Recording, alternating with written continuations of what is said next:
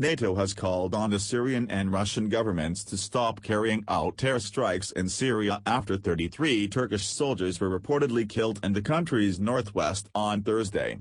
The deaths were the largest number of Turkish casualties recorded in a single day since Turkey intervened in the Syrian conflict in 2016, and marked a sharp escalation in tensions between Turkey, a NATO member that backs the Syrian opposition, and Russia, which backs Syrian President Bashar Assad's regime.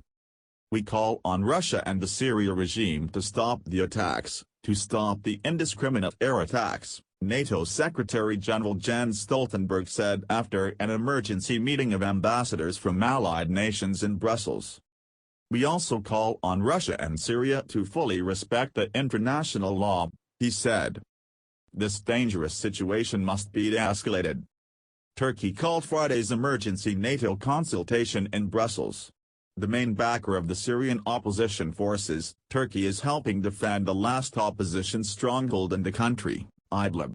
Over the past few weeks, Russia has supported a Syrian-led offensive against Idlib, including with air support.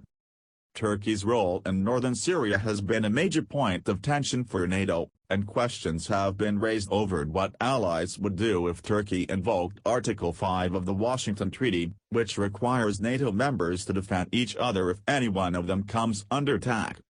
This dangerous situation must be de-escalated, and we urge an immediate return to the 2018 ceasefire to avoid the worsening of the horrendous humanitarian situation in the region, Stoltenberg said after the NATO meeting on Friday. In a briefing Thursday, United States Ambassador to NATO Kay Bailey Hutchinson said, "This is complicated because, of course, Turkey is our ally. We are on the same side in many areas, but in Syria especially, we are concerned about the whole, what Assad is doing, attacking Idlib, the people in Idlib again."